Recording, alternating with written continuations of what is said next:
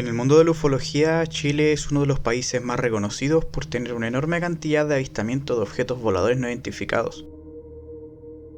Sabiendo esto, poco se ha dicho sobre que Chile posee los primeros registros de avistamientos de la era moderna.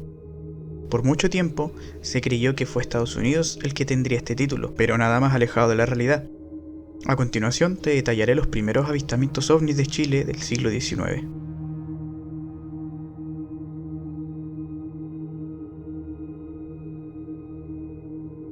María Graham fue la autora de un célebre libro llamado Diario de mi residencia en Chile, donde habló de cómo atestiguó los últimos años del gobierno de O'Higgins y contó sobre la flora, la fauna y las costumbres chilenas de la época. Este libro se convirtió en uno de los registros más importantes de cómo era Chile en aquellos años. Sin embargo, Graham en su libro relata un suceso extraño que tiene coincidencia con unas extrañas luces sobre el mar, el mismo día 19 de noviembre de 1822, donde ocurrió el terremoto de Copiapó. Graham escribe: sábado 23 de noviembre de 1822. Los temblores disminuyeron en fuerza y frecuencia durante la noche y las primeras horas del día. Solo se sintió uno antes de las 4 de la madrugada. Hay que destacar que entre esta hora y las 10 de la mañana hubieron 4.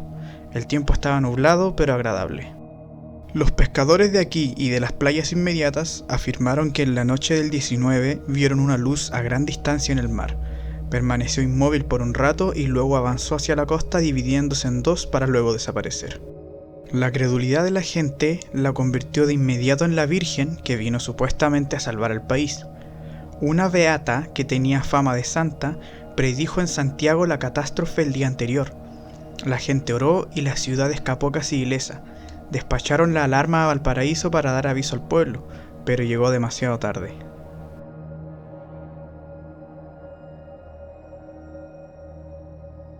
El siguiente avistamiento ovni fue informado a autoridades, pero se hizo público tiempo después.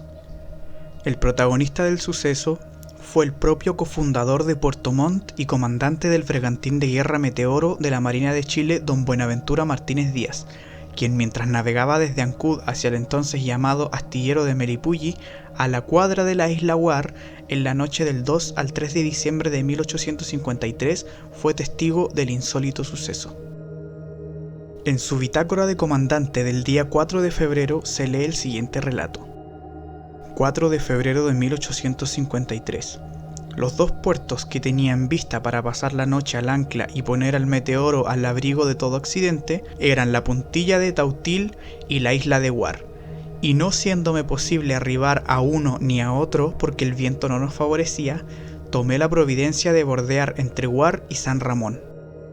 A las 9 de la noche reinaba ya una profunda oscuridad a pesar de estar el cielo despejado al occidente. El oriente tenía un aspecto tempestuoso y pardos nubarrones nos ocultaban enteramente las cordilleras. De repente, un fenómeno ígneo de un brillo extraordinario acompañado de un fuerte estrépito surcó la nube en forma de centella, dando a todos los contornos la luz del día, dejándonos 3 segundos después en la más profunda oscuridad. Por el contrario, el comandante Martínez se nota profundamente impactado por lo sucedido. Por ello, no solo lo consigna en su bitácora, sino que lo informa a sus superiores, y no deja de expresarlo con frases de asombro. Brillo extraordinario, como la luz del día, surcó la nube en formas de centella. ¿Con cuáles palabras podría describir un ovni un hombre que fue testigo del suceso 100 años antes del primer avistamiento del tiempo contemporáneo?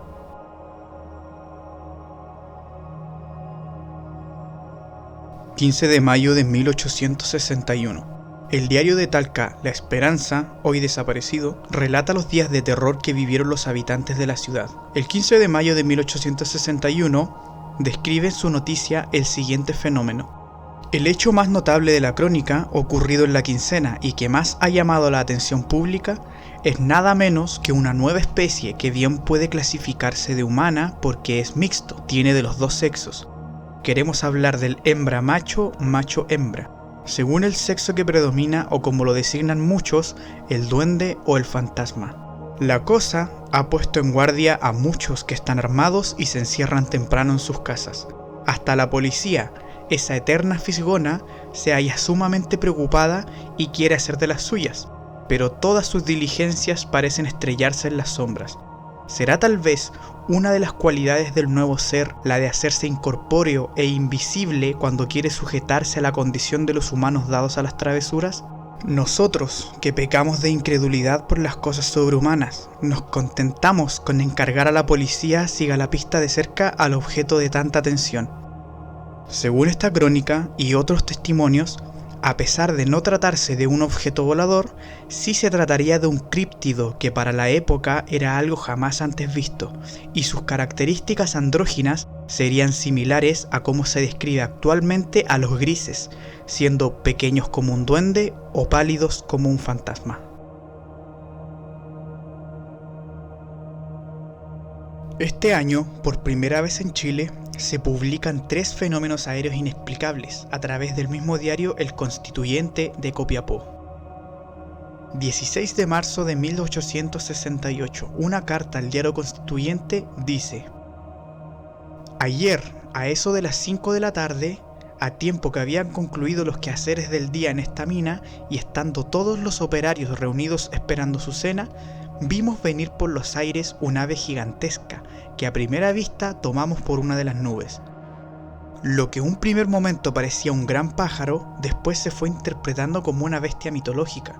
A medida que el objeto en cuestión se acercaba, infundiéndonos una justa sorpresa, pudimos notar que era un volátil desconocido, tal vez un djinn de las 1001 noches.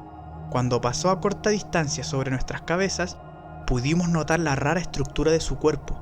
Sus grandes alas estaban vestidas de plumas parduzcas. La cabeza del monstruo parecía la de una langosta, mientras que su cuerpo solo dejaba ver escamas brillantes que sonaban como partículas metálicas cuando el raro animal se replegaba sobre sí mismo. De esta descripción se desprende que pese a las evidentes características de máquina del objeto volador, lo seguían confundiendo con un monstruo. 1 de julio de 1868.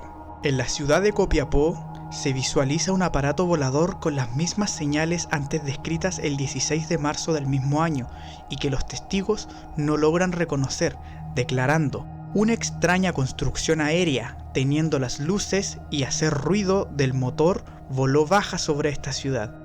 La gente local también describieron como un pájaro gigante cubierto de escamas que producía un ruido metálico. Aunque no aterrizó, testigos dicen haber observado que el aparato se colocó a baja altura.